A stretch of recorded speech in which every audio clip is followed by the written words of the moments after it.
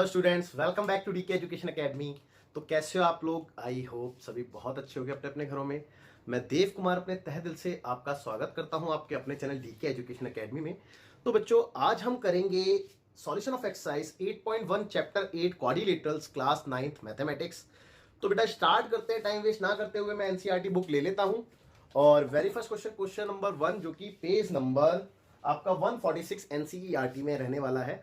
But before that मैं आपको एक छोटा सा सजेशन देना चाहूंगा कि बेटा, अगर किसी बच्चे ने इसका इंट्रोडक्शन नहीं देखा है तो इसके जो इंट्रोडक्शन है बहुत इंपॉर्टेंट है। 3 पार्ट में इसका इंट्रो है, तो बिफोर दैट आप इसका इंट्रोडक्शन देख लें।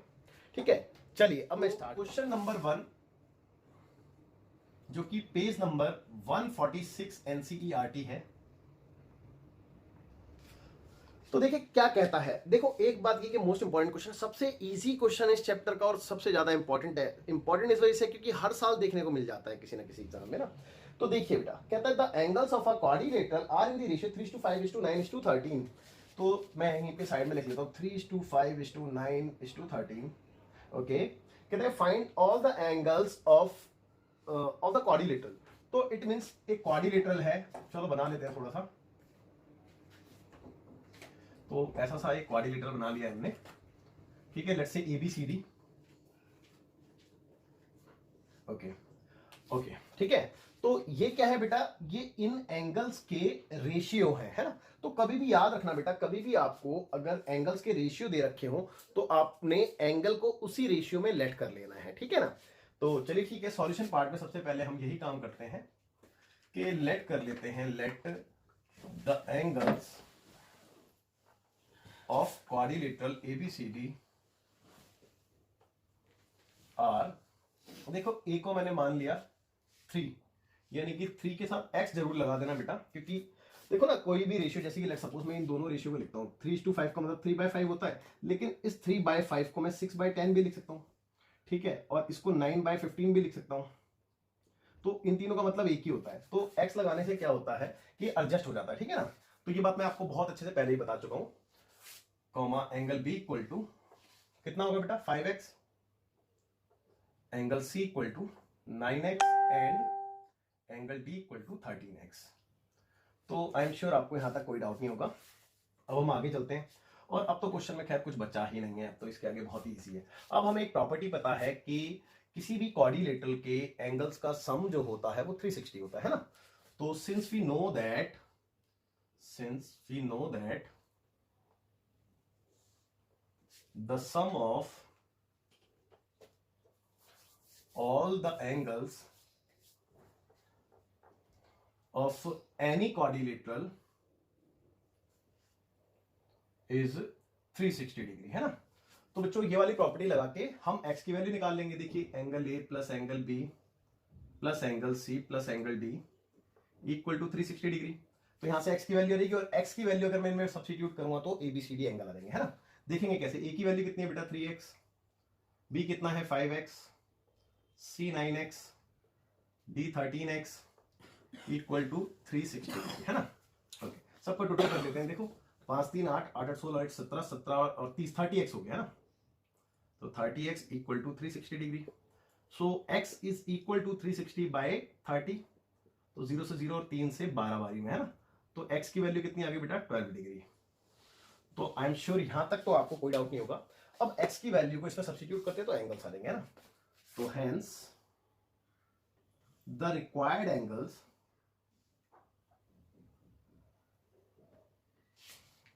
और a इक्वल टू कितना आ गया बेटा, a कितना था 3x था, चेक कर लो। तो 3 इंटू एक्स कितना है 12, यानी कि 36 डिग्री आ गया। ओके, b इक्वल टू कितना था 5x था, तो 5 इंटू एक्स कितना है 12 डिग्री है। तो भैया ये 60 डिग्री आ गया, 12 पंजे 60।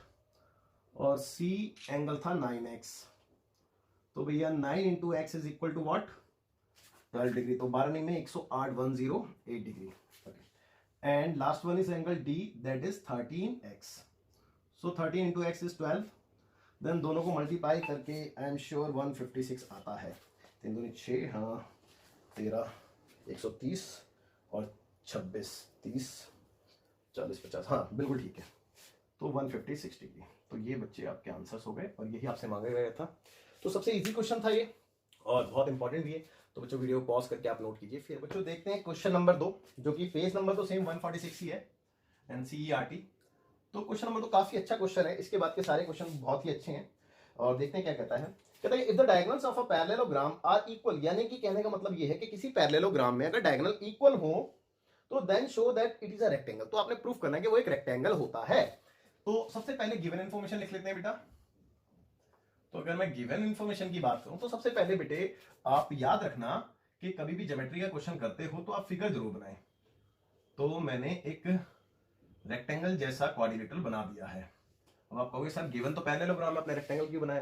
क्योंकि बेटा मेरे को ये भी तो पता है कि इस पैरेललोग्राम को मुझे रेक्टेंगल प्रूफ करना है। तो यानी कि रेक्टेंगल प्रूफ करना है तो जाहिर सी बात है रेक्टेंगल होगा भी, तभी मैंने रेक्टेंगल बनाया है ना। तो गिवन इन्फॉर्मेशन में सबसे पहले इन फिगर, और फिगर में आपको ये दे रखा है कि ABCD is a parallelogram, ABCD is a parallelogram. ये पैरेललोग्राम की शॉर्ट फॉर्म है बेटा, मैं इस तरीके से लिखता हूं, आप चाहो तो प्रॉपर्ली लिख सकते हो। कॉमा इन विच, इसके डायगोनल इक्वल बोले थे ना, एक बार और पढ़ देता है। In the diagonals of a parallelogram, हाँ तो इसके डायगोनल इक्वल हमें दे रखे हैं, यानी कि एसी और बीडी दोनों इक्वल हैं। ओके, तो इन विच एसी इक्वल टू बीडी, हम ये कह सकते हैं। चलो मैं पूरे लिख देता हूं, इन विच AC इक्वल टू BD, है ना। ओके, तो हमें इसको प्रूफ क्या करना है बेटा? टू प्रूफ, तो बच्चों प्रूफ करना है कि ABCD is a rectangle, ABCD is a rectangle. तो हमें ABCD को एक रेक्टेंगल प्रूफ करना है। अब देखो सबसे पहले तो आप एक बात सुनो कि ABCD एक पैरेललोग्राम है, तो आपको ये होना चाहिए कि अगर ABCD एक पैरेललोग्राम है तो इसका मतलब पैरेललोग्राम की सारी प्रॉपर्टी इस क्वेश्चन में एप्लीकेबल मैं कर सकता हूं, हो गई है मतलब, है ना। ओके, दूसरी बात ये कि ABCD को मुझे रेक्टेंगल प्रूफ करना है। तो अब मेरे को जो चीज प्रूफ करनी है वो क्या है कि मेरे को रेक्टेंगल दिखाना है। तो बेटा रेक्टेंगल की डेफिनेशन मेरे को पता होनी चाहिए पहले से। तो रेक्टेंगल की हमने डेफिनेशन पढ़ी थी। रेक्टेंगल की डेफिनेशन है कि कोई भी पैरेललोग्राम का अगर एक एंगल 90 डिग्री हम दिखा दें तो वो पैरेललोग्राम कहलाता, सॉरी रेक्टेंगल कहलाता है। तो यानी कि ये पैरेललोग्राम है, ये बात तो पहले से प्रूफ है, गिवन है ना। अगर मैं इसका एक एंगल 90 डिग्री का दिखा दूं तो मैं इसको रेक्टेंगल कह सकता हूं, ठीक है। तो बच्चों अब बात ये आती है कि सर रेक्टेंगल 90 डिग्री का एंगल कैसे दिखा सकते हैं आप? तो देखो आप इस वाले ट्रायंगल को देखो, ठीक है, और यहां से इस वाले को देखो। अगर मैं इन दोनों ट्रायंगल में कॉन्वेंसी प्रूफ करता हूं, और कॉन्वेंसी बहुत इजी है, देखो ये वाली साइड इसके इक्वल है, पैरेललोग्राम के अपोजिट साइड है, और डायगोनल पहले से इक्वल दे रखे हैं, और ये वाली साइड कॉमन है। तो ट्रिपल एस रूल से कॉन्वेंसी प्रूफ हो गई। सीपी-सीटी से इसका ये वाला एंगल इस ट्रायंगल के वाले एंगल के इक्वल आ गया, और ये दोनों एंगल को इंटीरियर एंगल है, तो को इंटीरियर एंगल का सम 180 डिग्री होता है। तो दोनों आपस में इक्वल है, तो मान लो 2 मिनट के लिए ये भी x, तो x और x 2x बराबर 180, तो x बराबर 90, तो हो गया प्रूफ। तो बेटा ये तो था लॉजिक इसके पीछे का। अब इसको करना कैसे उस चीज को देखते हैं, है ना। तो प्रूफ में आते हैं और इसको देखते हैं बच्चों। तो मैं काम करता हूं, मैं दो ट्रायंगल लेता हूं, in triangle DAB and triangle CBA। अब देखते हैं इसमें, है ना। तो भैया इसकी DA इसकी CB के इक्वल है, चेक कर लो, और इसकी DAB की DB इसकी CA के इक्वल है ना, और इसकी AB इसकी BA के इक्वल है, ठीक है। और बच्चों रीजन क्या है, यहां पे रीजन डालेंगे आप opposite side of a parallelogram, opposite sides of parallelogram, यानी कि ये तो पैरेललोग्राम के अपोजिट साइड है, ठीक है। और इसका रीजन क्या देंगे बेटा, DB और CA का, ये गिवन, क्योंकि ये तो हमें दे रखा है ना बेटा, तो इट इज गिवन। और इसका रीजन क्या देंगे आप, इट इज कॉमन, है ना, तो कॉमन साइड। ओके, तो भैया ट्रिपल एस रूल से इसमें कॉन्वेंसी प्रूफ हो गई। तो मैं कह सकता हूं therefore we can say triangle DAB is congruent to triangle CBA by triple S congruency rule. Okay, तो भैया अब मैं ये कह सकता हूं CP-CT से कि इसका एंगल A इसके एंगल B के इक्वल होगा, और एंगल A को क्या पढ़ूंगा मैं, पूरा पढ़ूंगा तो DAB पढ़ूंगा, है ना। तो इसका एंगल DAB इसके एंगल CBA के इक्वल हो गया, और इसको मैं x बोल देता हूं, ठीक है, बोलने वाली बात है। तो से यहां पे लिख भी देता हूं मैं से।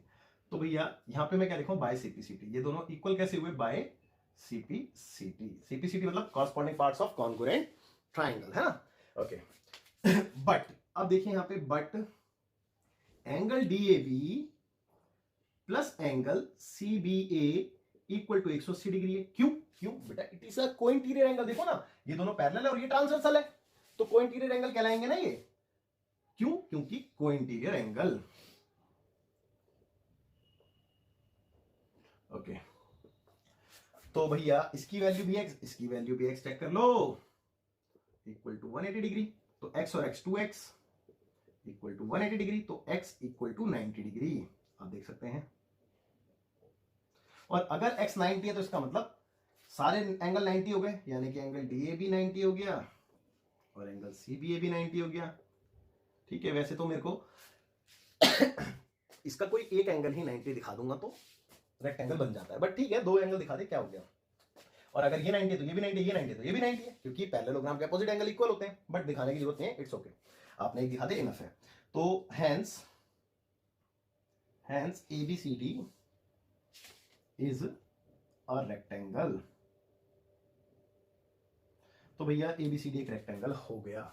तो बच्चों आई एम श्योर आपको क्वेश्चन अच्छे से समझ में आ गया होगा। तो बच्चों देखते हैं question number 3, page number same 146 NCERT. कहता है कि show that if the diagonals of a quadrilateral, यानी कि किसी क्वाड्रिलेटरल के diagonals bisect each other at right angle यानी कि बाइसेक्ट करते हैं 90 डिग्री पे, तो then it is a rhombus. तो आपने प्रूफ करना है कि वो एक रोम्बस होता है। तो चलो पहले तो फिगर बना लेते हैं, और क्योंकि हमने रोम्बस प्रूफ करना है तो कोशिश करते हैं कि रोम्बस जैसी ही फिगर बनाए।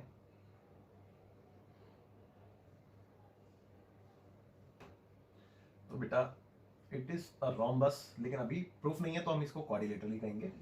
तो it is a quadrilateral in which the diagonal bisect each other at right angle. ये हमें गिवन है, यानी कि ये वाली साइड इसके इक्वल है और ये वाली साइड इसके इक्वल है। इट इज O पॉइंट कह सकते हैं, और ये 90 डिग्री का एंगल है ना। चलिए ठीक है, तो इन फिगर हमें दे रखा है कि डायगोनल जो है, the diagonal bisect each other at right angle, है ना। ओके, तो ये इंफॉर्मेशन हमें गिवन है ना, बस दैट्स इट। और हमें प्रूफ जो करना है, टू प्रूफ, तो भैया अगर हम प्रूफ की बात करें तो हमें बोला गया है कि ABCD इज अ रोम्बस। तो ABCD एक रोम्बस है। ओके, तो ABCD is a rhombus. Construction की जरूरत नहीं है, तो सीधा प्रूफ में आते हैं। अब बच्चों बात ये आती है कि रोम्बस प्रूफ करने के लिए आपको रोम्बस की प्रॉपर्टी यानी कि उसकी डेफिनेशन पता होनी चाहिए कि रोम्बस किसे कहते हैं। तो भैया रोम्बस कहते हैं उस क्वाड्रिलेटरल को जो क्वाड्रिलेटरल पैरेललोग्राम बन जाए और उसकी सारी साइडें इक्वल हो जाए, तो वो रोम्बस कहलाता है। यानी कि कोई भी क्वाड्रिलेटरल जो कि पैरेललोग्राम है और उसकी सारी साइडें इक्वल हैं, तो उसको हम रोम्बस कहते हैं। यानी कि अगर मेरे को इस क्वाड्रिलेटरल को रोम्बस प्रूफ करना है तो मेरे को इसमें दो बातें प्रूफ करनी पड़ेगी। क्या? एक तो ये कि ये एक पैरेललोग्राम है, पहली बात। दूसरी बात, इसकी सारी साइडें इक्वल है, तो ये रोम्बस कहलाएगा। ठीक है, तो चलो देखते हैं, स्टार्ट करते हैं कैसे करेंगे। तो एटलीस्ट हमें ये बात तो पता चल गई कि हमें इसको रोम्बस कैसे प्रूफ करना है। यानी कि फर्स्ट ऑफ ऑल मैं इसको पैरेललोग्राम प्रूफ करने की कोशिश करूंगा, है ना। अब पैरेललोग्राम कैसे प्रूफ कर सकते हैं वो सारी चीजें आपको पता होनी चाहिए। तो बेटा पैरेललोग्राम की अगर मैं बात करूं तो ये पैरेललोग्राम है, ठीक है। वो हम किसके बिहाफ पे कह सकते हैं? इस इंफॉर्मेशन के बिहाफ पे कह सकते हैं, क्योंकि ये बात हम जानते हैं अगर किसी भी क्वाड्रिलेटरल के डायगोनल बाइसेक्ट करते हैं तो वो पैरेललोग्राम कहलाता है। ठीक है, तो हम ये बात तो खैर पैरेललोग्राम वाली बात तो इसकी गिवन इन्फॉर्मेशन से भी लिख सकते हैं, लेकिन फिर भी अगर प्रूफ करना है को बोले कि प्रूफ करके दिखाओ कि पैरेललोग्राम कैसे करोगे, तो बेटा उसके लिए भी आपने कोई ज्यादा मेहनत नहीं करनी। आप इन दोनों ट्रायंगल में कॉन्वेंसी प्रूफ करोगे, इसका ये वाला एंगल इसके इक्वल दिखा दोगे और इसकी ये वाली साइड तो इसके इक्वल है ही है। तो बेटा अब आप खुद देखो कि ऑल्टरनेट एंगल कब इक्वल होते हैं? जब जब जब जब ये दोनों लाइनें पैरेलल हो, है ना। तो देखो आपने कॉन्वेंसी कैसे प्रूफ करी? यारी साइड इसके इक्वल दिखाई, यारी साइड इसके इक्वल, और ये वर्टिकली एंगल इक्वल दिखा दिए। ठीक है, तो बेटा ये दोनों में कॉन्वेंसी प्रूफ हो गई। CP/CT से ये वाला एंगल इसके इक्वल है, बट ये तो ऑल्टरनेट एंगल है, और ऑल्टरनेट एंगल कब इक्वल होते हैं? जब ये लाइनें पैरेलल होती हैं। तो ये लाइनें पैरेलल हो गई और CP/CT से इक्वल भी है, इक्वल भी हो गई। और हमने एक थ्योरम पढ़ी थी कि किसी भी क्वाड्रिलेटरल का एक पेयर इक्वल एंड पैरेलल हो तो वो पैरेललोग्राम बन जाता है ना। तो पैरेललोग्राम अगर प्रूफ करने के लिए बोलता तो हम इस तरीके से कर सकते थे, है ना। बट अभी करने की जरूरत नहीं, क्योंकि हमने थ्योरम पढ़ रखी है बेटा, तो हम खाली थ्योरम के बिहाफ पे डायरेक्ट करेंगे, है ना। ओके तो देखिए हम यहां पे लिखेंगे since we know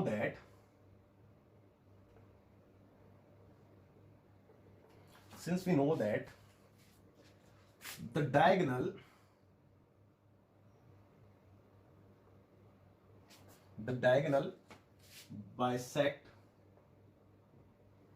each other since we know that diagonal bisect each other comma so therefore it is a parallelogram.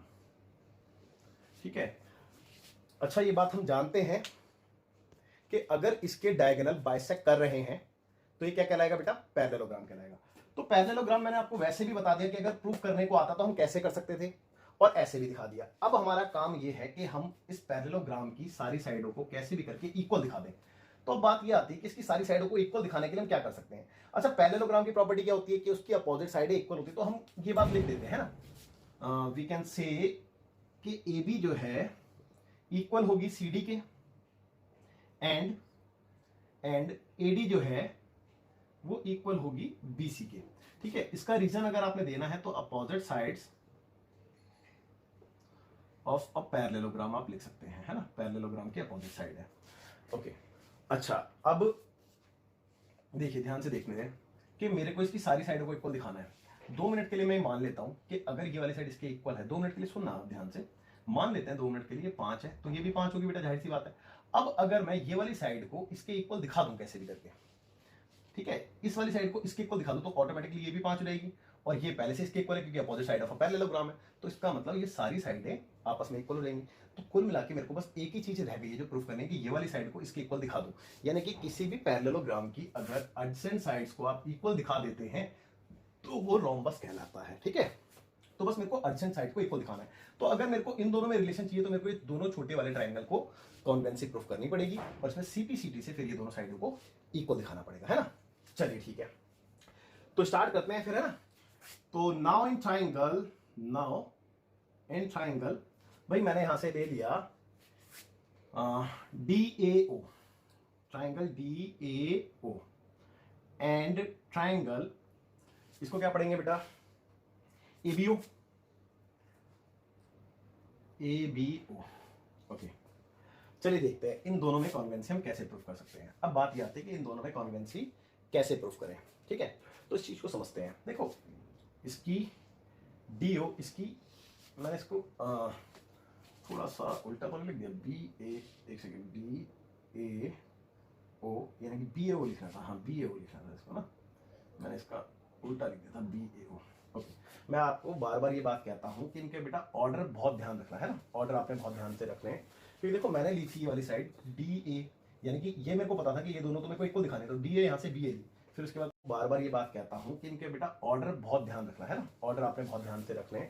क्योंकि देखो मैंने ली थी ये वाली साइड डी ए, यानी कि ये मेरे को पता था कि ये दोनों तो मेरे को इक्वल दिखाने, तो डी ए यहाँ से बी ए ली, फिर उसके बाद ओ एन पे लिया, है ना. ओके, चलिए ठीक है, अब देखते हैं.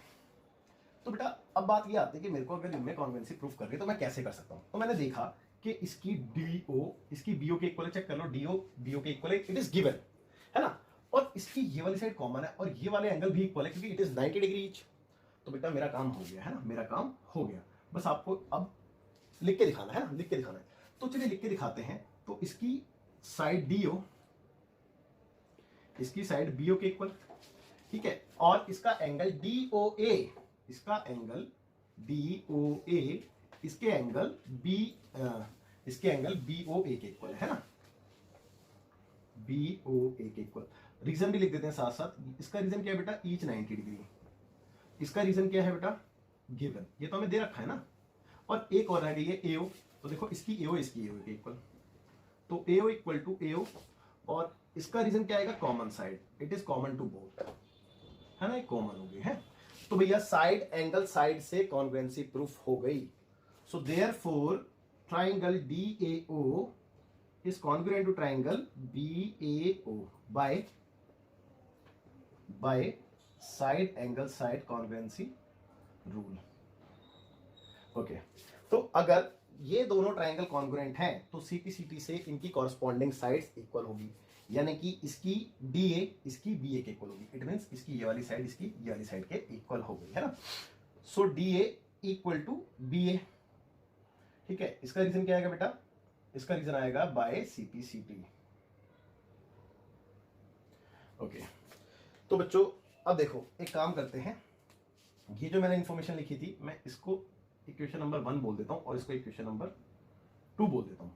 तो इक्वेशन नंबर 1 एंड 2 के बिहाफ पे देखो ध्यान से देखना, ए बी जो है वो सी डी के इक्वल थी, ये वाली ए बी इस सी डी के इक्वल है। मान लिया कि 5 थी तो ये भी 5 है, और मैंने यहाँ पे दिखा दिया ए बी जो है वो डी ए के इक्वल भी है, तो ए बी जो है वो डी ए के इक्वल भी है, तो यानी कि ये भी 5 होगी, और डी ए बी सी के इक्वल है तो ये भी 5 होगी, यानी कि ऑल साइड्स इक्वल हो गई ना।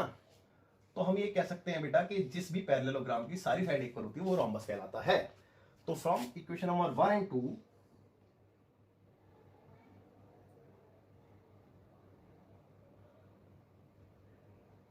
we can say ABCD is a rhombus, ठीक है, hence proved। तो बच्चों आई एम श्योर आपको समझ में आ गया होगा, आप वीडियो पॉज करके नोट। तो बच्चों देखते हैं क्वेश्चन नंबर 4, कहता है कि show that the diagonals of a square are equal and bisect each other at right angle, यानी कि आपने प्रूफ करना है कि जो डायगोनल्स होते हैं स्क्वायर के वो इक्वल होते हैं, पहली बात, ठीक है। दूसरी बात वो बाइसेक्ट करते हैं, तीसरी बात वो 90 डिग्री पे बाइसेक्ट करते हैं, यानी कि आपसे 3 चीजें मांगी गई हैं और आपको एक चीज दी है कि ये एक स्क्वायर है, ठीक है ना। तो चलिए स्टार्ट करते हैं बेटा। तो आपको स्क्वायर दे रखा है तो स्क्वायर जैसा ही बनाना बनता है।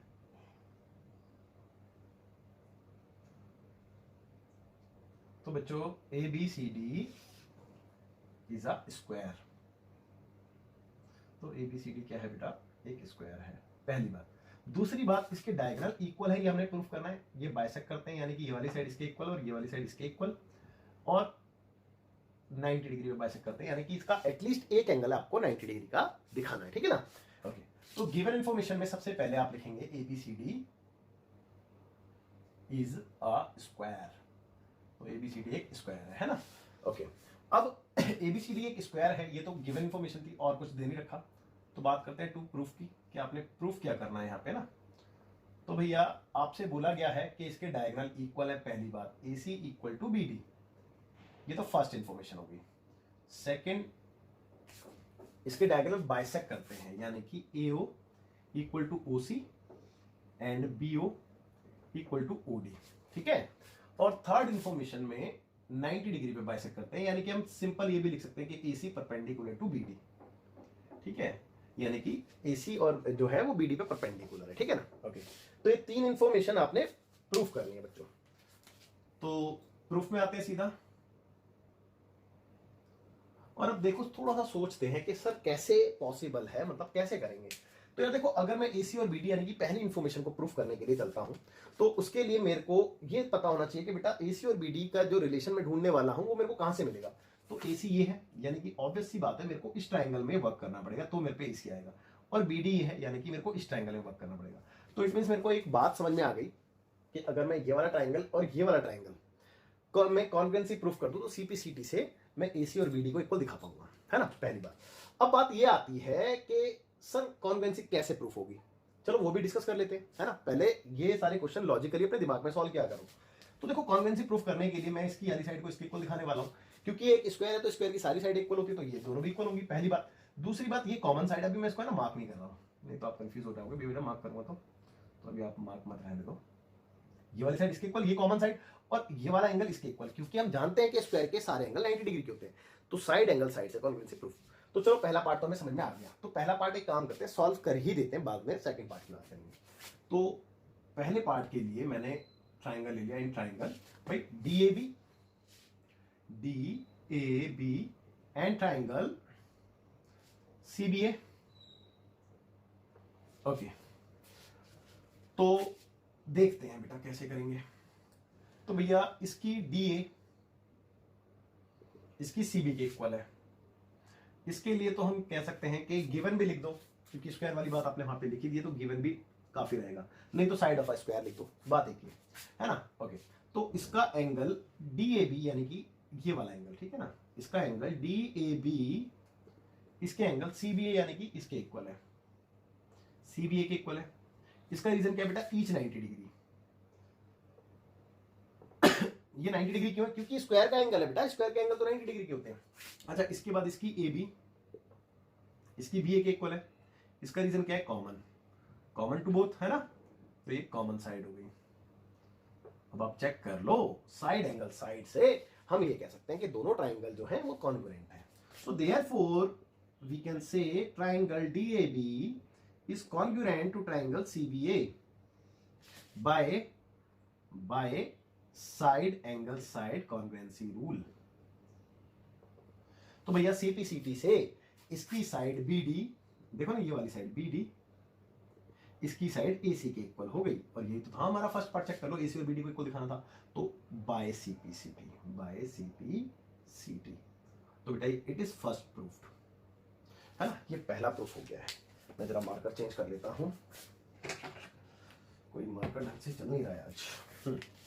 तो देखते हैं आगे, है ना, सेकंड पार्ट की तरफ आते हैं। अब देखो इनमें मैंने ये प्रूफ करना है, तो बात आती है कि ये पहले तो ये जो रिलेशन मेरे को प्रूफ करना है ये मेरे को कहां से मिलेगा, तो मैं ये चीज देखता हूँ, एओ ओसी। देखो एओ और ओसी यानी कि मेरे को ये समझ में आ रहा है कि ये वाली साइड का जिक्र हो रहा है, और बीओडी यानी कि मेरे को पता चल गया ये जो छोटे छोटे ट्राइंगल आप देख रहे हैं, ये वाला और ये वाला, इससे काम बनेगा। ये देखो इसी में एओ आ रहा है और इसी में ये भी आ रहा है, ओडी भी आ रहा है, इसी में बी और ओसी भी आ रहा है, ठीक है ना। तो अगर मैं कैसे भी करके इन छोटे ट्राइंगल में कॉन्वेंसी प्रूफ कर दूं तो शायद सीपीसीटी से मैं इस पार्ट को प्रूफ कर पाऊं, है ना। तो मेरे को समझ में आ गई ये बात। तो चलो पहले मैं लिख देता हूं कि इन ट्राइंगल देखो एओडी एंड ट्राइंगल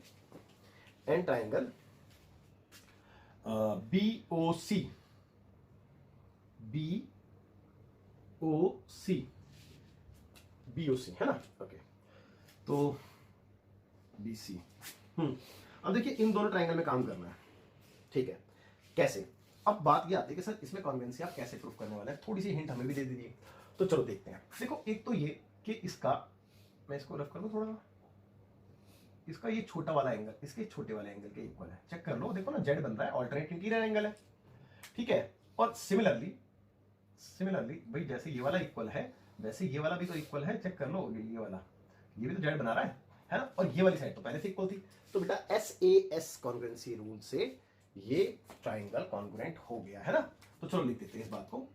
तो भैया इसका इस ट्राइंगल का नाम क्या है, सॉरी इस एंगल का नाम क्या है, OAD या फिर DAO, कुछ भी पढ़ सकते हो। DAO बराबर है किसके, इस वाले के, है ना। तो BCO के, है ना। रीजन में चलो रीजन एक साथ लिख देंगे, ऑल्टरनेट इंटीरियर एंगल, और चलो लिख ही देते हैं by alternate interior angle, okay, पहली बात। दूसरी बात, इसकी DA इसकी CB के इक्वल है ना। तो ये तो गिवन इंफॉर्मेशन से भी लिख सकते हैं हम, क्योंकि स्क्वायर की साइड है ना, ओके। और अब इसका एंगल, अभी तो मैंने ये वाला दिखाया था ना, अभी वाला, यानी कि ADO या फिर ODA, तो ADO इसके एंगल CBO के इक्वल है ना, CBO के इक्वल। रीजन में वही alternate by alternate interior angle, आप प्रॉपर लिख देना, ठीक है, ओके। तो बेटा side angle side, so therefore we can say triangle AOD is congruent to triangle BOC by side angle side congruency rule। नहीं मैंने गलत लिख दिया, साइड एंगल साइड नहीं, एंगल साइड एंगल, दो एंगल है ना, तो एंगल साइड एंगल, तो angle side angle congruency rule, है ना, ओके। तो अब मैं सीपीसीटी से इसका दूसरा पार्ट कर सकता हूँ। अच्छा यहाँ पे सेकंड लिख देता हूँ क्योंकि यहाँ से सेकंड शुरू है। तो इसकी AO इसकी BO के इक्वल हो गई। भाई AO को BO के इक्वल दिखाना था, सॉरी AO BO के इक्वल कैसे दिखा दी मैंने। इसकी AO कहाँ गई, इसकी AO इसकी OC के इक्वल हो गई, और इसकी BO इसकी OD के इक्वल, यानी कि इसकी OD इसकी BO के इक्वल हो गई। और एक बार चेक कर लेते हैं, यही प्रूफ करना था ना, AO बराबर OC और BO बराबर OD, हाँ ठीक है, यानी कि OD बराबर BO, बात एक ही है। तो इनका रीजन है बेटा बाय सीपीसीटी, ओके। तो दो पार्ट आपके प्रूफ हो गए हैं ना यहाँ पे, लेकिन एक छोटी सी चीज मैं इसमें देखना चाहूंगा, लेट मी चेक, कुछ गड़बड़ तो नहीं होगी ना। एंगल AOD यानी कि ये पड़ा है, और BOC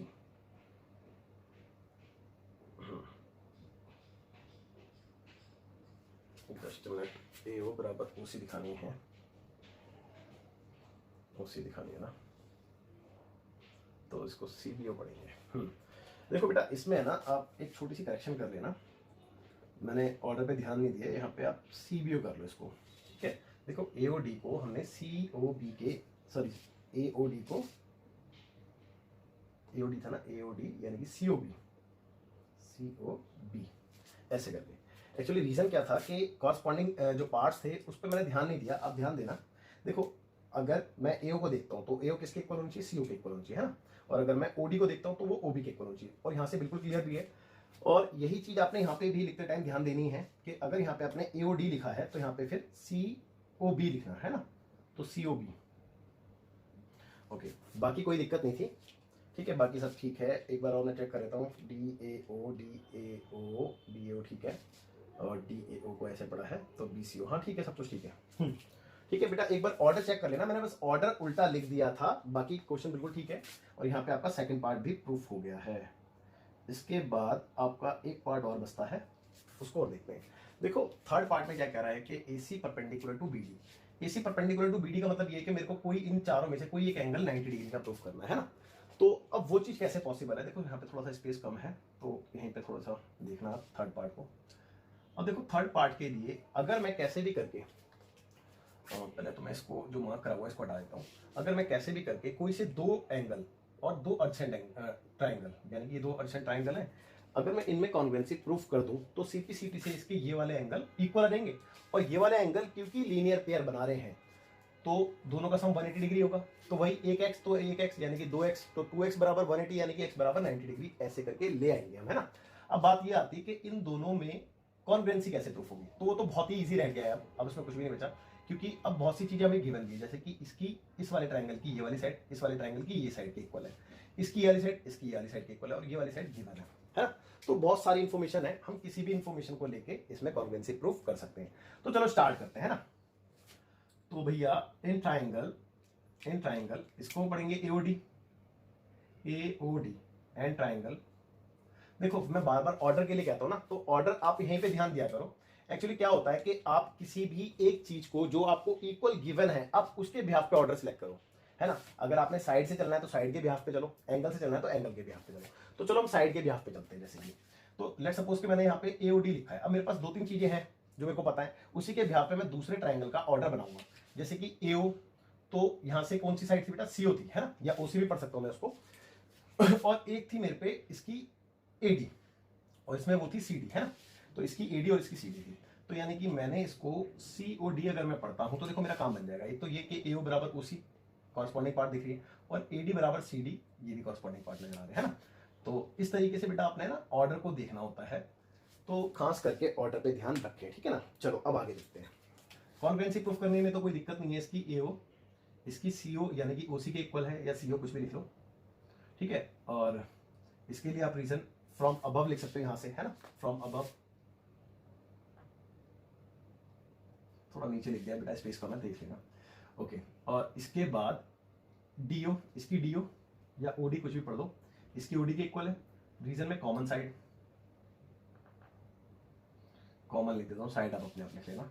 और तीसरी चीज इसकी एडी इसकी सीडी के इक्वल है, ठीक है, इट इज गिवन। तो ये तो हमें गिवन है क्योंकि ये क्या है बेटा, साइड ऑफ अ स्क्वायर है, ओके। तो ट्रिपल एस रूल से ट्राइंगल एओडी कॉन्ग्रुएंट हो गया ट्राइंगल सीओडी के bye triple S congruency rule, okay. तो सीपी सीटी से ये दोनों एंगल इक्वल हो गए बेटा।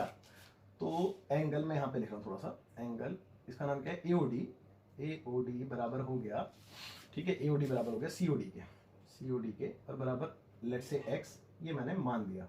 और इसका रीजन यहाँ पे लिख देता हूँ मैं ऊपर, यहाँ पे ये रीजन लिखा हूँ बाय सीपी सीटी, है ना, बाय सीपी सीटी, ओके। तो बट ये तो बेटा लीनियर पेयर बना रहे हैं, तो दोनों के एंगल का सम 180 डिग्री होगा। तो but angle AOD plus angle COD बराबर 180 degree because of linear pair bye LP, है ना, लीनियर पेयर। तो दोनों की वैल्यू x प्लस एक्स बराबर 180 डिग्री, अब तो आपको पता ही है, तो 2x बराबर 180 डिग्री, तो x की वैल्यू कितनी आ गई, काट के 90 डिग्री आ गई। और अगर x 90 तो एक एंगल 90 का हो गया, कोई सा भी लिख दो आप, ये वाला लिख दो COD, या दोनों लिख दो, क्या हो गया, यानी कि AOD बराबर COD बराबर x बराबर 90 डिग्री। और अगर ये 90 डिग्री है तो hence AC perpendicular to BD, तो हेंस या it means AC perpendicular to BD, hence proved. Okay, तो बच्चों थोड़ा सा स्पेस की वजह से घिचपिच हो गया है, तो आप थोड़ा सा मैनेज कर लेना इस चीज को, ठीक है, आप बाकी इसको नोट कीजिए।